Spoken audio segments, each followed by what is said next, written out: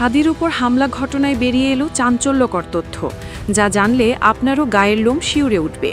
সেনাবাহিনী অভিযান চালাচ্ছে এবং এই গোপন বাড়িতে এই উসমান হাদি মামলার আসামির সবাইকে আটক করেছে এই মুহূর্তে আজকে। এদিকে আজ উসমান হাদি মামলার প্রধান আসামি ফয়সালের বাসায় কঠিন অভিযান চালানো হয়। অভিযানে অনেক রহস্য উন্মোচন হয়, তাদেরকে টাকা সহ সেনাবাহিনী আটক করে। বদলে যাচ্ছে কি বাংলাদেশের রাজনীতিতে ইয়াং ব্লাড? তাহলে এ এবং বি যুগের পুরোপুরি অবসান হলো কি? পদ্মাপাড় আমরা হাসিনার পতন ঘটিয়েছি বলতে হবে, ফ্যাসিবাদী হাসিনার পতন হয়।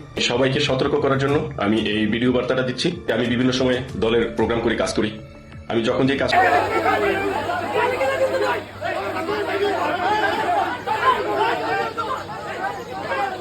এখন পর্যন্ত তদন্তে পাওয়া গেছে হাদি হত্যার নির্দেশদাতা ও পরিকল্পনাকারী পল্লবীর সাবেক ward councillor Taijul Islam Chowdhury Bappi.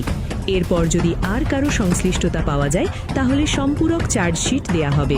Word কমিশনারের নির্দেশে হাদিকে খুন করা হয়েছে, এটা পাগলও বিশ্বাস করবে না। শাহবাগের মোড়ে দাঁড়িয়ে আজ ঠিক এই ভাষাতেই গর্জে উঠল ইনকিলাব মঞ্চ। হচ্ছেটা কি বাংলাদেশে? কি শুরু হলো? ওসমান হাদির ঘটনার এখনো কুল কিনারা যখন হয়নি, এই ঘটনায় কারওয়ান বাজার সহ বিভিন্ন জায়গায় রাস্তায় আগুন জ্বলছে, বিএনপির নেতাকর্মীরা বিক্ষোভে ফেটে পড়ছে। প্রশাসন, আইন শৃঙ্খলা বাহিনী সব একটা দলের দিকে ঝুঁকে গেছে। এটা তো মারাত্মক একটা অভিযোগ। আদির কোন ওর বাপ মারে টুকরা টুকরা করে কাইটা শাহবাগ কুত্তা দিয়ে খাও, ওরে বাঁচাই রাখছো কি কারণে? 218 কোটি টাকা খাওয়ার জন্য? টাকা তো ফেসিস্টটা পালাইতে পেরেছে। আপনার সুপ্রিয় দর্শক, আসসালামু আলাইকুম ওয়া রাহমাতুল্লাহ। নতুন একটা নিউজ। সুপ্রিয় দর্শক, আপনাকে স্বাগতম। আজকের সবচেয়ে বেশি আলোচিত রাজনৈতিক নিউজগুলো নিয়ে আজকের এই ভিডিওটা আমরা সাজিয়েছি। সুপ্রিয় দর্শক, এক মুহূর্তে না টেনে সম্পূর্ণ ভিডিও দেখার জন্য আপনাকে অনুরোধ জানাচ্ছি।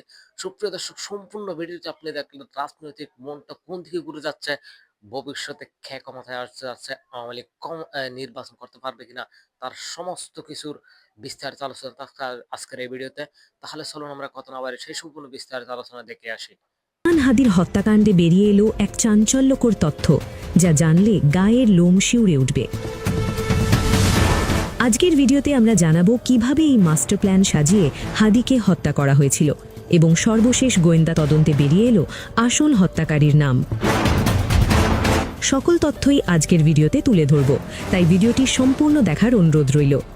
ইনকিলাব মঞ্চের মুখপাত্র শরীফ ওসমান হাদিকে রাজনৈতিক প্রতিহিংসার কারণে গুলি করে হত্যা করা হয়েছে বলে জানিয়েছে মামলার তদন্তকারী সংস্থা ঢাকা মহানগর গোয়েন্দা পুলিশ ডিবি। একই সাথে মিরপুরের সাবেক ওয়ার্ড কাউন্সিলর ও যুবলীগ নেতা তাইজুল ইসলাম চৌধুরী বাপ্পির নির্দেশে ওসমান হাদিকে গুলি করে হত্যা করা হয় বলে জানিয়েছেন ঢাকা মেট্রোপলিটন পুলিশ ডিএমপি অতিরিক্ত পুলিশ কমিশনার। শরীফ ওসমান হাদি বর্তমান প্রেক্ষাপটে রাজনৈতিক অঙ্গনে অতি পরিচিত ব্যক্তি ছিলেন। তিনি ইনকিলাব মঞ্চের মুখপাত্র হিসেবে ভিন্নধর্মী রাজনৈতিক ধারার সূচনা করেন। তিনি কার্যক্রম নিষিদ্ধ আওয়ামী লীগ ও নিষিদ্ধ সংগঠন ছাত্রলীগের বিগত দিনের কার্যকলাপ সম্পর্কে সভা সমাবেশে ও সামাজিক যোগাযোগ মাধ্যমে সমালোচনামূলক জোরালো বক্তব্য রাখেন। তার বক্তব্যে ছাত্রলীগ ও এর সংগঠনের নেতাকর্মীরা ক্ষুব্ধ হন। হাদিকে গুলি করা ফয়সাল করিম মাসুদ নিষিদ্ধ ঘোষিত ছাত্রলীগের রাজনীতির সাথে জড়িত ছিলেন। ফয়সাল ও আলমগীরকে পলায়নে সহায়তা করা তাইজুল ইসলাম চৌধুরী বাপ্পি পল্লবী থানা যুবলীগের সভাপতি ও ৬ নম্বর ওয়ার্ডের আওয়ামী লীগ মনোনীত কাউন্সিলর ছিলেন। কাজেই আসামিদের রাজনৈতিক পরিচয় ও ভুক্তভোগীর পূর্ববর্তী রাজনৈতিক বক্তব্য থেকে তদন্তে প্রকাশ পায় যে রাজনৈতিক প্রতিহিংসার কারণে ওসমান হাদিকে গুলি করে হত্যা করা হয়। মূল আসামি ফয়সালের ভিডিও বার্তাটি সঠিক কিনা জানতে চাইলে তিনি বলেন, ভিডিও বার্তাটি সঠিক, তবে অবস্থান দুবাই নয়। আমরা তদন্তে পেয়েছি সে ভারত আছে। এখন পর্যন্ত তদন্তে পাওয়া গেছে হাদি হত্যার নির্দেশদাতা ও পরিকল্পনাকারী পল্লবীর সাবেক ওয়ার্ড কাউন্সিলর তাইজুল ইসলাম চৌধুরী বাপ্পি। এরপর যদি আর কারো সংশ্লিষ্টতা পাওয়া যায় তাহলে সম্পূরক চার্জশিট দেয়া হবে। আদির কোন ওর বাপ মারে টুকরা টুকরা করে কাইটা শাহবাগ কুত্তা দিয়ে খাও, ওরে বাঁচাই রাখছো কি কারণে? 218 কোটি টাকা খাওয়ার জন্য? টাকা তো ফেসিস্টটা পালাইতে পেরেছে, আপনারা পালাইতে পারবেন না। হাদি ভাই মঞ্চ গালাগালি করতো, গালাগালি করতো। তো নরমে ভাত নাই, শক্তে ভক্ত নরমের জম। তুমি এই জায়গায় বইয়ে মিঠা মিঠা কথা কই তোমার এই মতো দেখায়।